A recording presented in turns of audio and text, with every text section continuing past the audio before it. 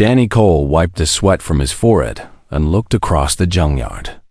The Nevada sun was burning hot, and the air smelled like rust and old oil.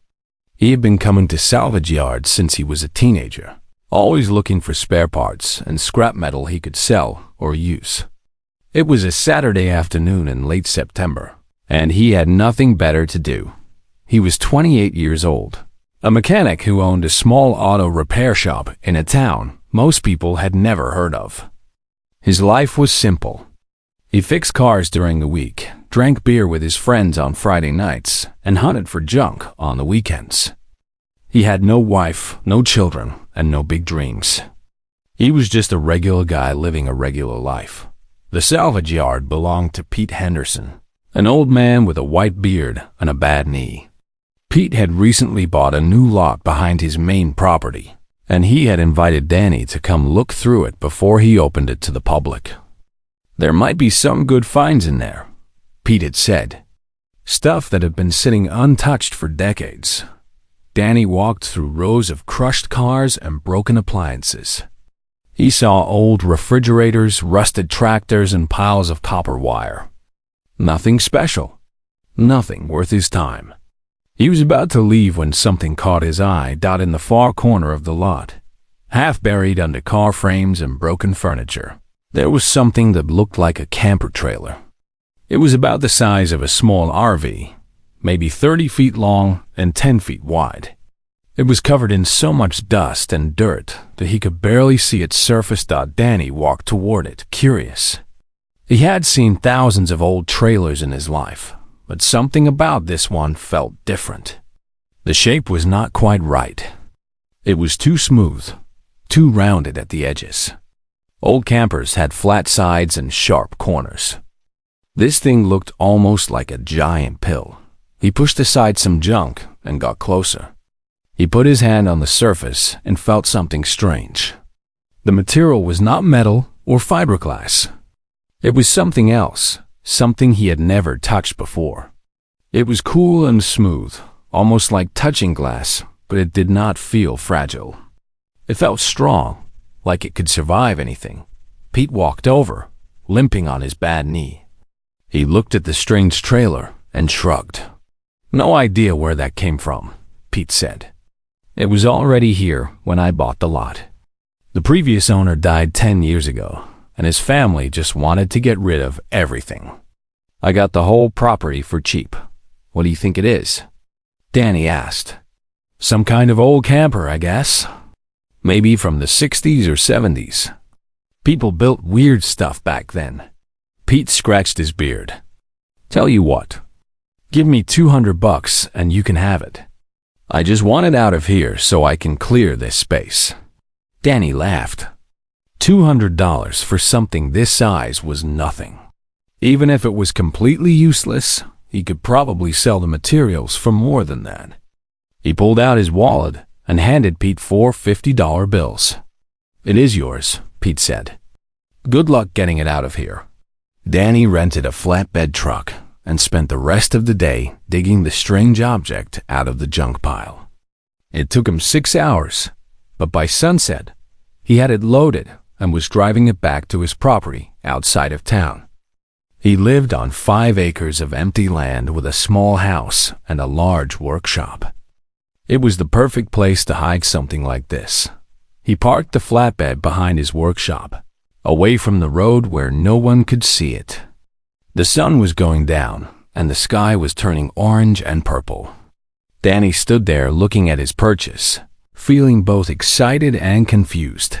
The next morning, he woke up early and went outside with a pressure washer.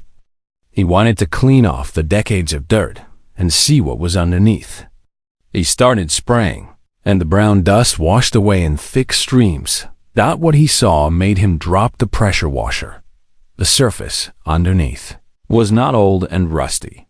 It was dark and smooth, almost black but not quite. It seemed to absorb the light instead of reflecting it.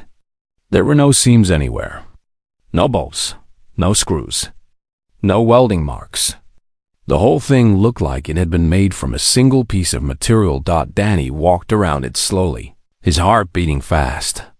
This was not a camper. This was not anything he had ever seen before. He touched the surface again, and this time he noticed something he had missed before. There was a small area near what might be the front that had a slightly different texture. It was about the size of his hand. Without thinking, he placed his palm flat against it. The world went silent for a moment. Then there was a soft sound, like air escaping from a sealed container. A section of the wall simply slid open, revealing a doorway that had not been there a second ago. Danny stood frozen. Inside, he could see a soft blue light glowing. The air that came out smelled clean and fresh, like it had never been breathed before. He should have called the police. He should have called the military or the government or someone who knew how to handle things like this. But Danny did not do any of that. Instead, he took a deep breath and stepped inside. The interior was small, but not cramped. There were curved walls covered in panels that glowed with a faint light. There was something that looked like a chair in the center, facing a wall that might have been a window but was currently dark. There were no buttons or switches that he could recognize, just smooth surfaces and gentle curves. Danny sat down in the chair. It adjusted to his body automatically, shifting and moving until it fit him perfectly. The moment he was seated, the dark window in front of him came to life. Symbols appeared, floating in the air like holograms. They were not any language he knew. They were not anything human at all. He sat there for a long time, not moving, barely breathing. His mind was trying to understand what was happening, but it could not. This was impossible. Things like this did not exist. Spaceships did not get buried in Nevada junkyards and sold for $200. But here he was, sitting inside something that was definitely not from Earth, watching alien symbols dance in front of his eyes. Danny Cole, the small-town mechanic who had never done anything special in his entire life, had just become the owner of a spacecraft. And he had absolutely no idea what to do next. For 3 days, Danny did not tell anyone what he had found. He called his shop and told his employee that he was sick. He turned off his phone and ignored his friends. He spent every waking hour inside the strange vessel, trying to understand what it was and how it worked. The interior was a mystery.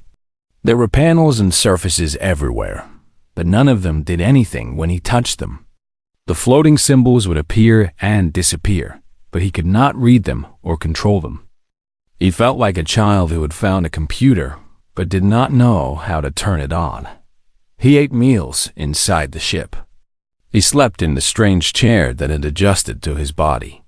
He talked to himself, asking questions that had no answers. What was this thing? Where did it come from? Why was it buried in a junkyard in the middle of nowhere? On the 4th night, something changed. Danny was sitting in the chair, staring at the dark window, feeling tired and frustrated. He had touched every surface, pressed every panel, and nothing had worked.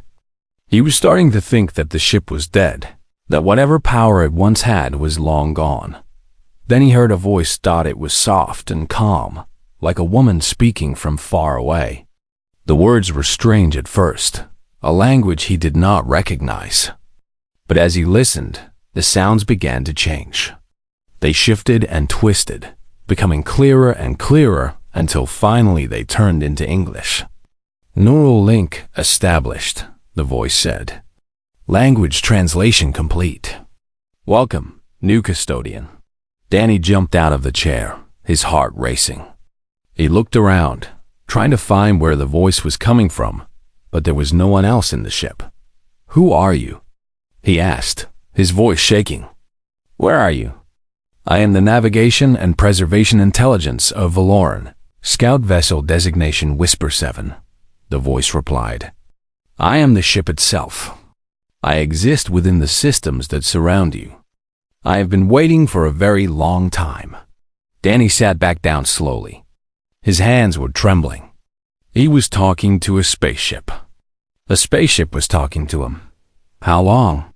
He asked, By your planet's calendar, approximately 12,000 years. Danny felt dizzy. 12,000 years. This ship had been on Earth since before the pyramids were built. Since before writing was invented. Since before almost everything he knew about human history had happened. Why are you here?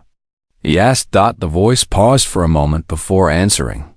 When it spoke again, it sounded almost sad. I was fleeing, it said.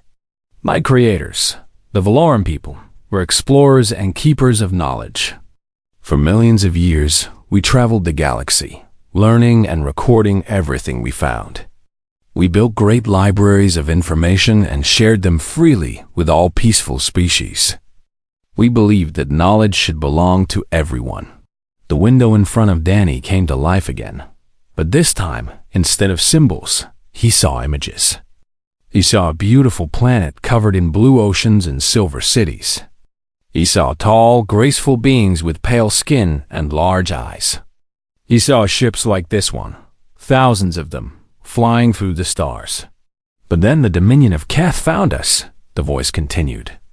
They were an empire built on conquest and control. They did not believe in sharing knowledge. They believed in hoarding it and using it as a weapon to dominate others. They attacked our homeworld without warning. They destroyed our cities. They killed billions of us. The images changed. Danny saw fire and destruction. He saw ships exploding in space. He saw the beautiful planet burning. The survivors scattered across the galaxy, the voice said. Each of us carried a piece of our civilization with us, hoping to preserve what we could. I was damaged during my escape and crashed on this planet. My pilot died from his injuries. I buried myself to avoid detection and entered a hibernation mode that would last until someone compatible made contact with my neural interface. Danny remembered touching the strange panel on the outside of the ship. That must have been the neural interface. Why me? He asked. I am nobody. I am just a mechanic. You are not nobody, the voice said gently. You are alive. You are curious. You touched my interface and activated my systems. That makes you my new custodian. That makes you responsible for everything I contain. What do you contain? The window changed again. Danny saw diagrams and blueprints, medical symbols and mathematical equations, star maps, and historical records. The images moved so fast he could barely follow them. There was more information here than he could ever hope to understand in a lifetime. I contain the knowledge of the Valoran people, the voice said. Technologies that could transform your civilization. Cures for diseases that still kill millions of your kind. Energy sources that could end your dependence on burning fuel. Methods of growing food that could feed every hungry person on your planet. And warnings. Important warnings about the Dominion of Keth, which still exists and is expanding toward this region of the galaxy. Danny felt the weight of those words pressing down on him. This was not just a spaceship. This was a library, a treasure chest, a warning signal. And somehow, it belonged to him now. What am I supposed to do with all of this? He asked. That is for you to decide, the voice said. The Valoran believed in giving knowledge freely, but we also believed in respecting the choices of others. I can teach you. I can help you, but I cannot tell you what to do. You must choose your own path. Danny sat in silence for a long time. Outside, the Nevada desert was dark and quiet. Inside, the soft blue light of an alien spaceship surrounded him. He was just a regular guy who fixed cars for a living. He had never wanted to change the world. He had never wanted to be important, but the world did not care what he wanted. The universe had given him something incredible, and now he had to figure out what to do with it. Teach me, he finally said. Teach me everything you can. It will take time, the voice said. Years, perhaps. Are you willing to commit to that? Danny thought about his small shop, his simple life, his empty future. He thought about the secrets hidden inside this ancient ship, waiting to be discovered. He thought about the alien empire that was coming, slowly but surely, toward Earth. "Yes," he said. "I am willing." "Then we will begin tomorrow," the voice said. "Rest now, Danny Cole. You will need your strength for what is to come." Danny closed his eyes and leaned back in the chair. He did not know what the future held. He did not know if he was making the right choice. But for the first time in years, he felt like his life had a purpose.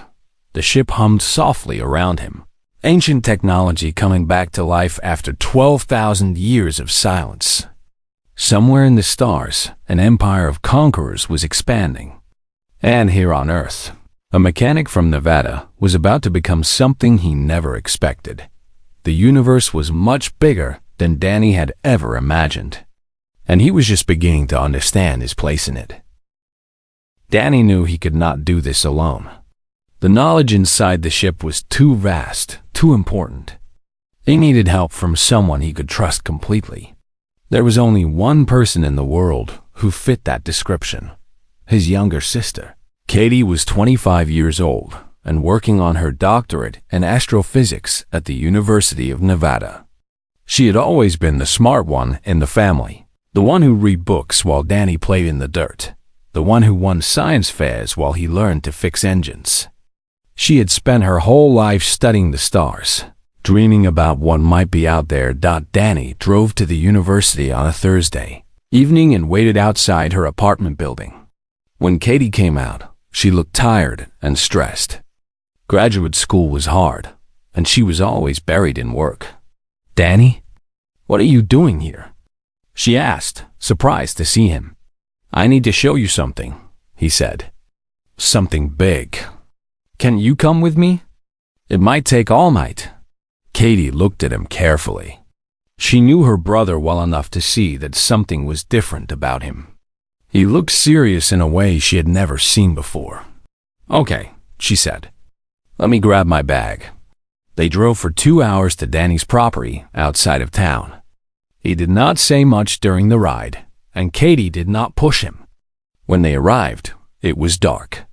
The sky was full of stars, more stars than you could ever see in the city. Danny led her around the back of his workshop. She saw something large covered by a tarp, but in the darkness, she could not tell what it was. "Before I show you this, I need you to promise me something," Danny said. "Promise me you will not tell anyone. Not your professors. Not your friends. Not the government. No one. Not until we figure out what to do." "Danny, you are scaring me," Katie said. "Promise me." She looked at her brother's face and saw that he was completely serious. Whatever was under that tarp had changed him. "I promise," she said. Danny pulled off the tarp. At first, Katie did not understand what she was looking at. It looked like some kind of strange vehicle, dark and smooth and unlike anything she had ever seen. Then Danny walked up to it and placed his hand on a panel near the front. A doorway appeared out of nowhere, sliding open with a soft hiss. Katie's legs went weak. She grabbed Danny's arm to keep herself from falling. "What is that?" she whispered. "Come inside," Danny said. "I will explain everything." They sat together in the ship while Whisper 7's voice told Katie the same story it had told Danny. The Valoran people. The war with the Dominion of Keth. The 12,000 years of hibernation. The vast library of knowledge hidden inside this small vessel. When it was over, Katie was crying. She did not cry because she was sad or afraid. She cried because everything she had ever believed in had just been proven true. Life existed beyond Earth. Advanced civilizations had traveled the stars. And now, somehow, a piece of that cosmic history was sitting in her brother's backyard. "This changes everything," she said, wiping her eyes. "Danny, do you understand what this means? This is the most important discovery in human history. We have to tell people. We have to share this with the world." "I know," Danny said. But how? Think about it, Katie. What happens if we go to the government? What happens if we tell the military about this? Katie went quiet. She was a scientist, but she was not naive. She knew how power worked. She had read history books. They would take it from us, she said slowly. They would classify everything. Lock it away. Use the technology for weapons instead of helping people. Exactly, Danny said. And what about other countries? If America has alien technology, everyone else will want it too. There could be wars. There could be chaos. The very things that could save humanity might end up destroying it. Katie leaned back in her chair, thinking hard. She understood the problem now. This was not just a scientific discovery. This was a political bomb waiting to explode. So what do we do? She asked. We cannot just sit on this forever. You said there is an alien empire coming. We need to prepare. We need to do something. Whisper 7 spoke up then, its calm voice filling the small cabin. There is another option, it said. I am damaged, but I can be repaired. My faster-than-light systems are offline, but they can be restored. If you are willing to learn Villorn engineering, Danny, I can teach you how to fix me. Once I am mobile again, we can travel to other hidden caches left by my people. There are dozens of them scattered across this region of the galaxy, each containing more knowledge and technology. You want us to fix the ship ourselves? Katie asked. That could take years. Approximately 18 to 24 months, Whisper 7 confirmed. But during that time, you can also learn. You can study the knowledge I contain. You can prepare yourselves. And when you are ready, you can decide how to share what you have learned with your species in a way that does the most good and causes the least harm. Danny and Katie looked at each other. It was a crazy plan. It would mean giving up their normal lives. It would mean lying to everyone they knew. It would mean taking on a responsibility that no human had ever faced before. But the alternative was worse. If they gave the ship to the government, they would lose control completely. If they did nothing, humanity would face the dominion of Keth with no warning and no preparation. I am in, Danny said. I already told the ship I would do this. But I cannot force you, Katie. This is your choice. Katie looked around the cabin at the glowing panels and the floating displays. She thought about all the years she had spent studying the stars, wondering if anyone was out there. She thought about her dream of making a difference in the world. I am in too, she said. But we are going to need more help. We cannot do this with just 2 people. We will find people we can trust, Danny said. Slowly, carefully, one at a time. Katie nodded. She reached out and took her brother's hand. I cannot believe you found an alien spaceship for $200, she said, a small smile appearing on her face. Danny laughed.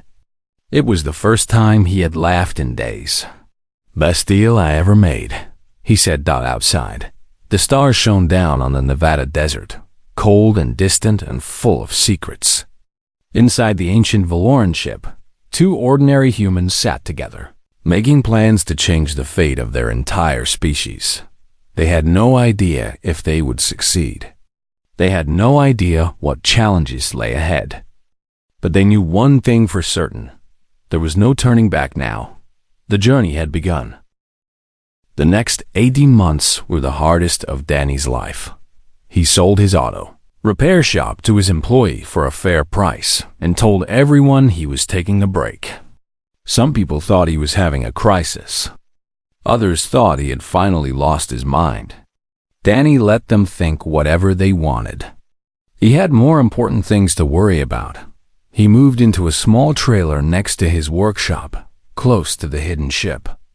Every morning, he woke up at sunrise and went inside Whisper 7 to learn. Every night, he fell asleep exhausted, his brain full of concepts and ideas that no human had ever understood before. The learning was brutal.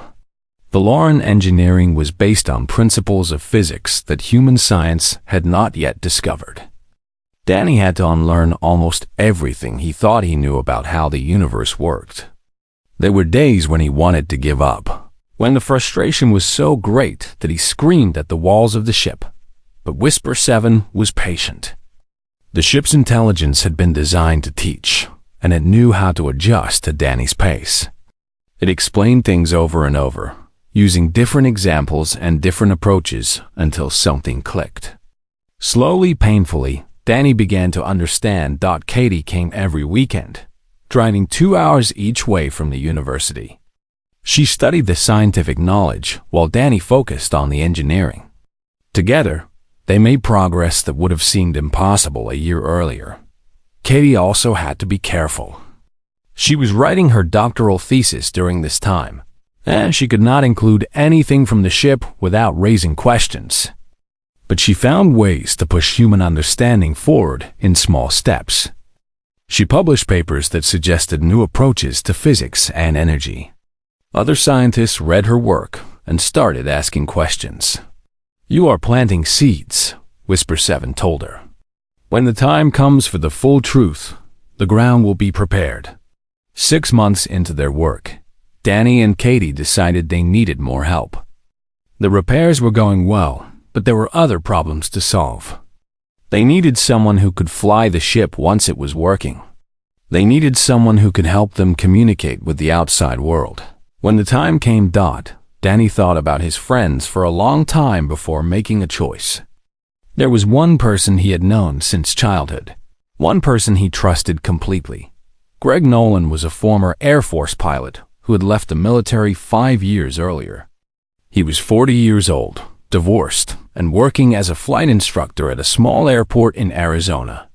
He had always believed in extraterrestrial life. When they were kids, Danny and Greg had spent summer nights looking at the stars, making up stories about alien civilizations. Danny drove to Arizona and met Greg at a bar near the airport.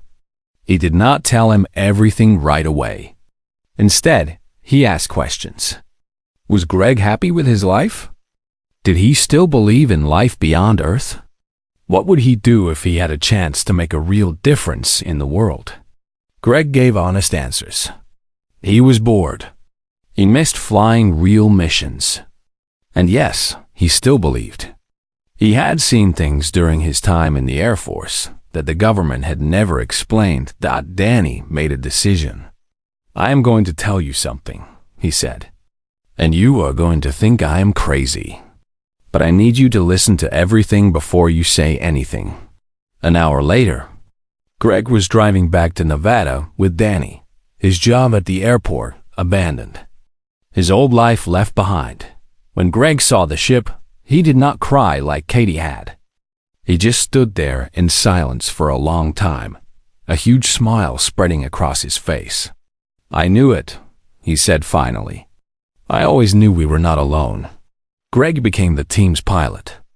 Whisper 7 began teaching him how to operate Valoran navigation systems, which were completely different from anything humans had ever used. The controls were mental as much as physical. The pilot had to link with the ship's intelligence and think commands instead of pushing buttons. It was hard for Greg at first. He had spent 20 years flying planes with his hands. Learning to fly with his mind was like learning to walk all over again.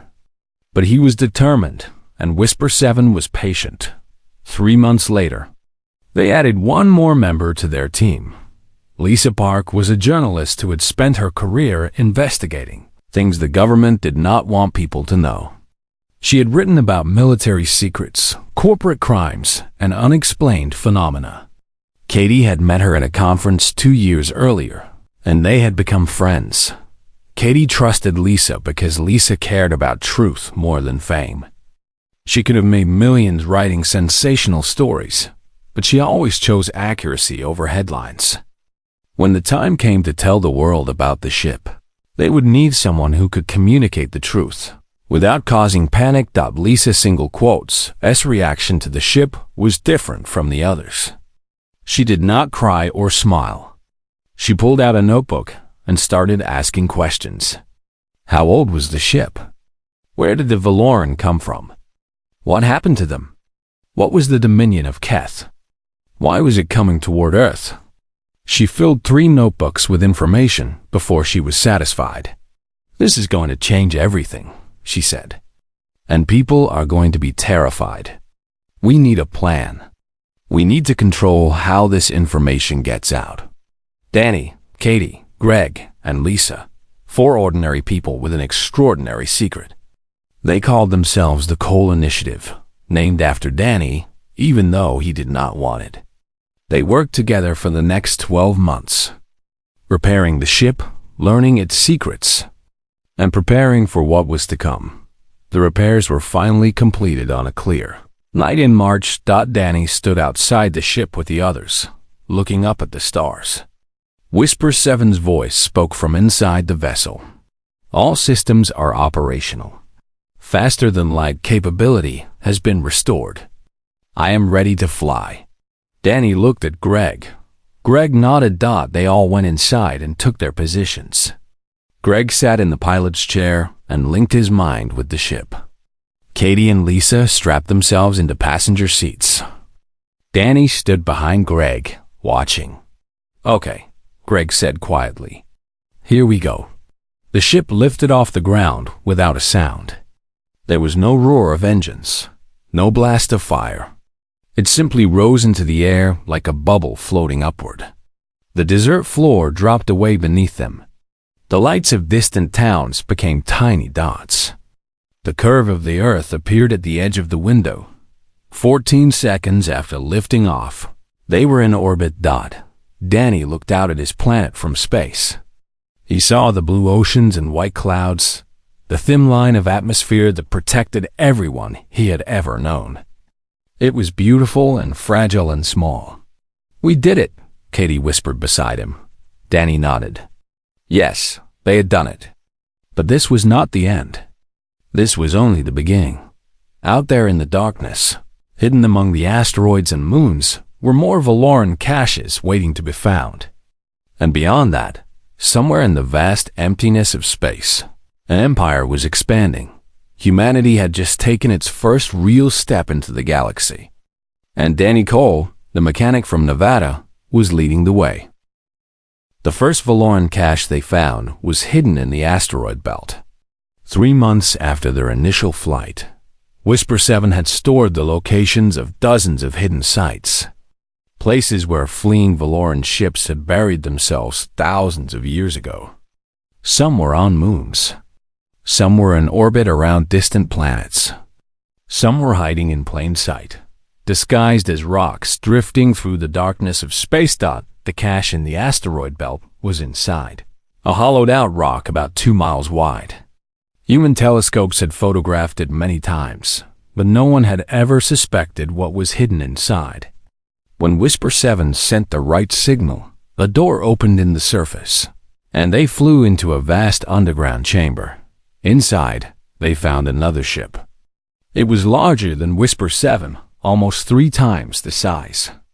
It was a Valoran transport vessel, designed to carry cargo and passengers across long distances. Its intelligence had died long ago, but its systems were still intact. With time and work, it could be repaired. They also found manufacturing equipment, machines that could build almost anything using raw materials. They found medical devices that could heal wounds in seconds and cure diseases that still killed millions on Earth. They found energy generators that ran on principles humans had not yet discovered, producing endless clean power without fuel. Katie spent hours going through the scientific archives. Lisa documented everything with cameras and notes. Greg began the process of repairing the transport ship with Danny's help. This is just one cache, Whisper 7 reminded them. There are many more. Over the next year, they retrieved 12 caches from across the solar system. One was on Mars, buried under the polar ice where it had waited for 10,000 years. One was on the moon, hidden in a crater on the far side that humans had never explored closely. One was orbiting Jupiter. using the planet's massive gravity to hide from detection. Each cache contained more technology, more knowledge, more warnings about what was coming. And that was the part that worried Danny the most. Whisper 7 had been monitoring interstellar signals since its awakening. The Dominion of Keth was still out there, still expanding, still conquering. Their scout vessels had already been detected at the edge of the solar system, watching Earth from a distance. "They do not know about me," Whisper 7 said. "They do not know that any Valoran technology survived here. But they are studying your planet. They are assessing your species. In time, they will make contact. And when they do, they will give your people a choice: submit or be destroyed." "How much time do we have?" Danny asked. "At current expansion rates, between 40 and 60 years. Perhaps less if they decide Earth is a priority." 40 years. It seemed like a long time, but Danny knew better. Humanity was still fighting over borders and resources. Countries threatened each other with weapons that could destroy cities. People argued about problems that would seem tiny compared to an alien invasion. How could he prepare a divided species for something like this? The answer came from an unexpected place. Lisa had been working on a plan for months. She called it the disclosure strategy. Instead of revealing everything at once, which would cause panic and chaos, they would release information slowly. They would share technologies that could solve problems, cures that could save lives, energy sources that could end conflicts over oil and gas. "We give them hope first," Lisa explained. "We show them what humanity could become if we work together. Then, when they are ready, we tell them about the threat. By that time, they will already have the tools to fight back."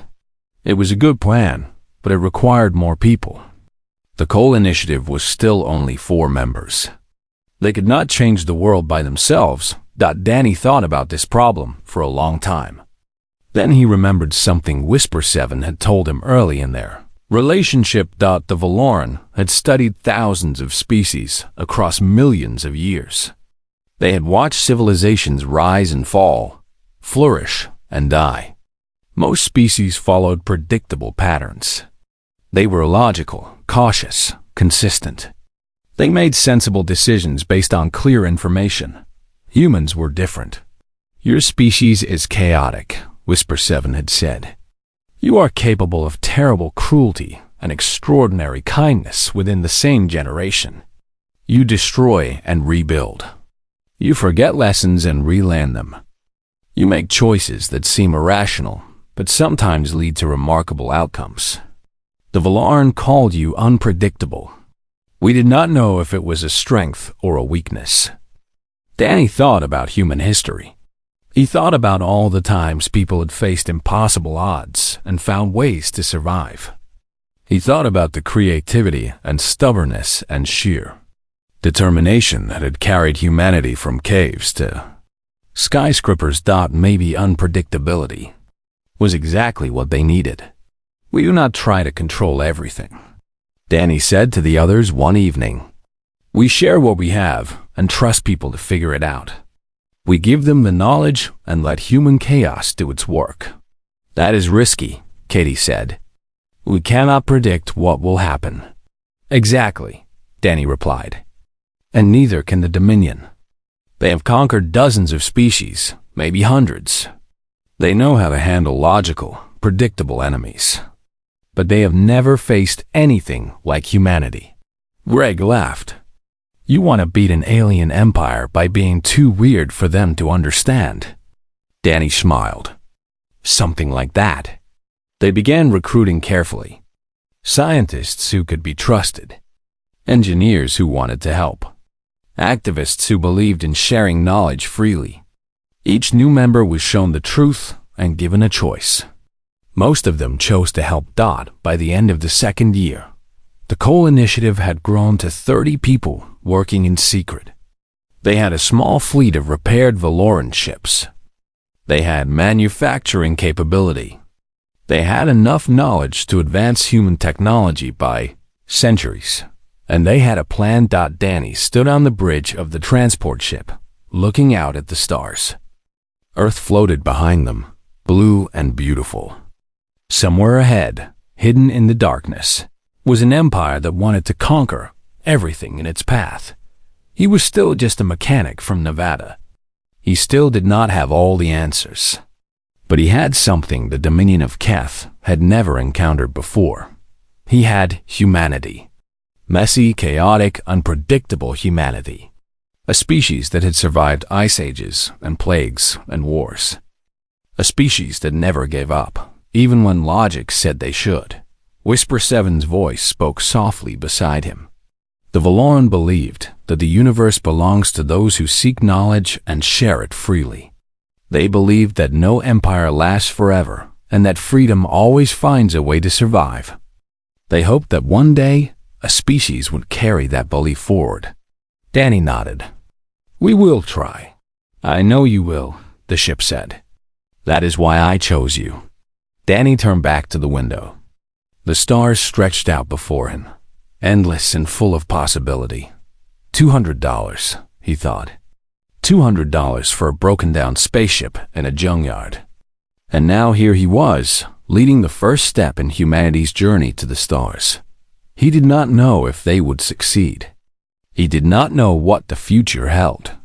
But he knew one thing for certain. The human race was about to show the universe what it was made of. And Danny Cole was ready to lead the way.